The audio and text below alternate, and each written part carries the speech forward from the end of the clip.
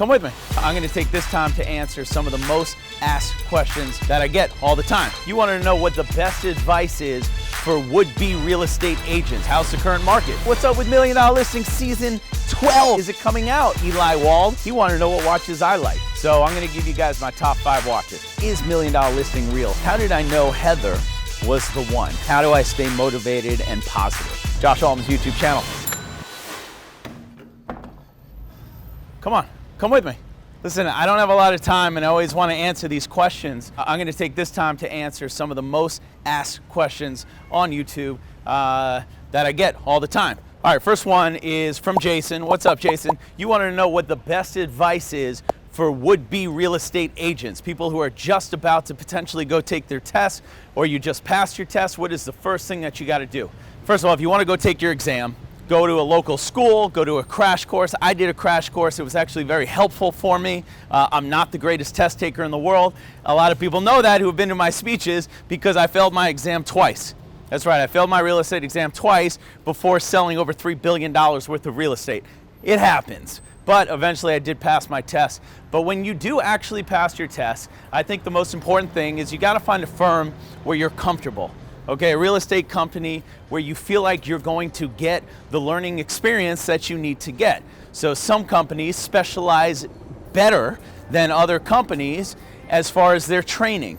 So it might not be a good idea for you to go to the biggest, baddest real estate company if they don't train you, because you got to learn. And unless you're going to go work for the top dog in that real estate company and learn everything from them, like someone like me, for instance, you want to get trained, and you want to have time to get trained from people who actually know what they're doing. So if you're new in the business, join a company that has a great in-house training program for you. All right, number 2, second question. That's from 48 Real Estate. The question is, what's the current real estate market like? How's the current market?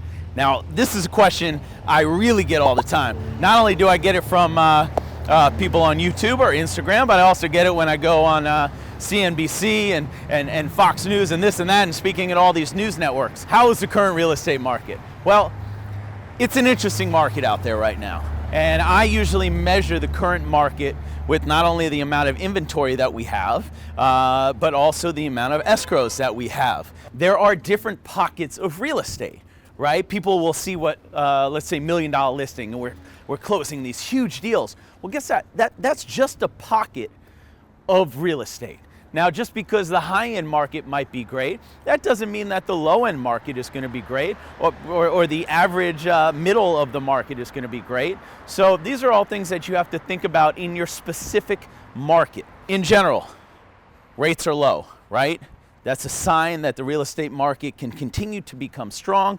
Rates are lower than I have seen in my entire career. In fact, I just refinanced one of my properties at a 3% 10-year IO. Now, that's really, really low, especially historically low. The other thing that you have to do is you got to measure the inventory, right? So sometimes I'll pick up the MLS book and I'll actually just feel it in my hand and I'll go, oh my God, this is really heavy. This is the heaviest it's been all year, which means that a lot of people all of a sudden are having second thoughts on different things and they want to sell their house, and now there's a lot of inventory on the market. That's another way to measure the current market. In general, I can only speak on what I'm an expert on, which is in Los Angeles real estate. I mean, I think I'm pretty much an expert in real estate in general, but I know I'm an expert in LA real estate. It's a strong market. It's continuing to be strong. You look at the global money, you know, who's spending what where.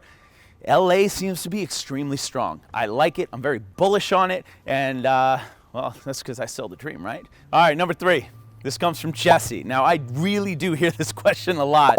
And it's, yo, I want a job. I'm ready to work. I'm hungry. I'm one of the best future agents ever. Give me a shot. Okay, you want to know how I respond to that? If you're in real estate and you want to work with the Altman brothers, you can. You know how? You can send us a deal. And if the deal goes well and we see that you are a hustler, that you work hard, that you have the right attitude, that you treat your clients' money like it's your own money, and we work well together and we mesh together, then guess what? That's an opportunity for us to work together. And on the next few, we're going to work together. And next thing you know, you're the next superstar of the Altman brothers. So that's the best way to get to us. That's the best way to work with us, is let's do a deal together first before we get married, huh? Next question, number 4, is from Riley. Riley said, what's up with MDL? What's up with $1 Million Listing Season 12? Are we ever going to see it? Is it coming out? What's going on? So I'm going to give you guys an update. $1 Million Listing Season 12 is going to be coming out early next year. So I'm almost done filming my season. I've been filming for about 10 months because, believe it or not, that's how long it takes for us to film these shows. But Season 12 $1 Million Listing will be out early next year. I'm super excited. It's going to be bigger and better than ever. The competition is, of course, in a market that adjusts a little bit, is going to be fierce. So you got to fight for your commission. You got to fight for the listings. You got to fight other agents sometimes. Anyways, I'm excited for you guys to see it. I think you'll really enjoy it. I'm enjoying filming it. Make sure to tune in. Bravo. Next question is from Eli Wald. He wanted to know what watches I like, what watches I have. So I'm going to give you guys my top 5 watches. Number 1, AP, Audemars Piguet. Wear it everywhere. I love this thing. This is like my, my go-to. Through thick and thin. I've scratched the hell out of it, but I love it. And people recognize that it's all class, AP. I love it. And I also went to a class one time where I actually took apart an Audemars Piguet. And at that point, that's when I fell in love with the watch, when I found out the history of it and what goes into actually making these watches. Number 2, Hublot. I love Hublots. Hublots are fun. I used to have a Hublot Big Bang. It was gold with a rubber strap. I actually dig rubber straps. I think they're kind of fun. You can wear them with jeans and you can get away wearing them with suits as well if you wanted to. So I like the Hublot Big Bangs. RM, Richard Mille, amazing, however you want to say it. People with accents sometimes say it differently, Richard Mille, whatever.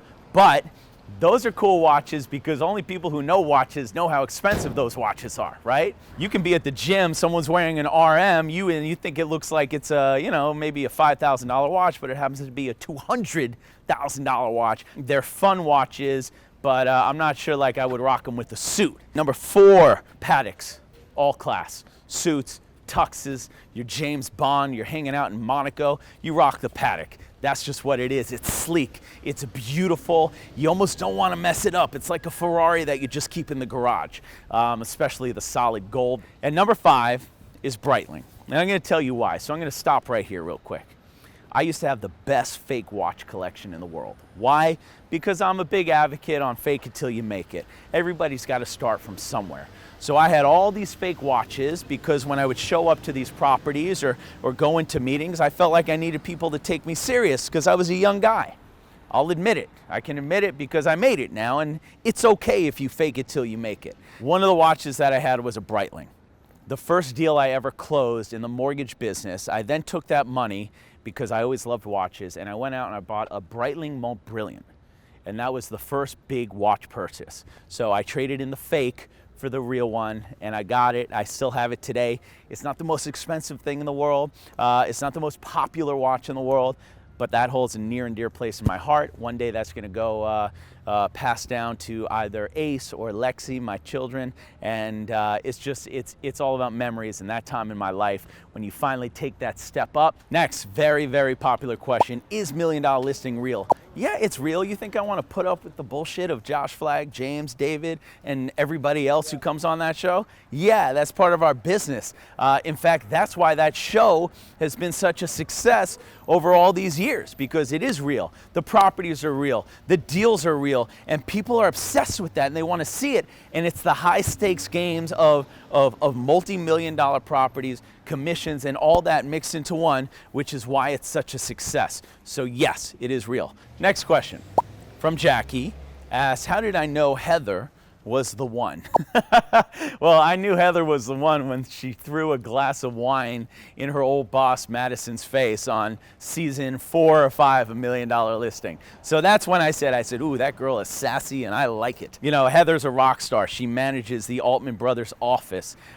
She manages the agents at the same time, closing tens of millions of deals a year. In fact, I think last year she closed almost $65 million worth of real estate. That's more than most people that I know, all while dealing with me, my deals, all of our agents at the Altman brothers. So she is the official rock star. We call her the coach, and you know, best decision ever. All right, this is it. Last question from Girl Power One. She asked me, how do I stay motivated and positive? That's a great question. There's lots of highs and lows in real estate. I mean, it's every day is a new issue, a new stress, a new deal, a new problem, a new success. You know, a long time ago, I decided that this is not, it's not a sprint. Okay, this is a marathon. This is something where no deal is going to make or break you, and you have to have that mindset. You're gonna win some, you're gonna lose some. A long time ago, when I got into real estate, I really took a step back and said, how am I gonna become successful? How am I gonna be positive? And the reason I got into real estate was because I love real estate. I love houses. I found myself looking at houses on the weekends, even when I wasn't in real estate. So some of that success and positivity is really just loving what you do. And if you love what you do, you are guaranteed to always be successful. It's not about the money, it's not about the grind every day, but loving and waking up and smiling every day saying, man, I get to sell real estate. All right, so that's it. I had a great time answering the questions. Until next time, I'll see you. Make sure to subscribe. Josh Altman's YouTube channel. Bye.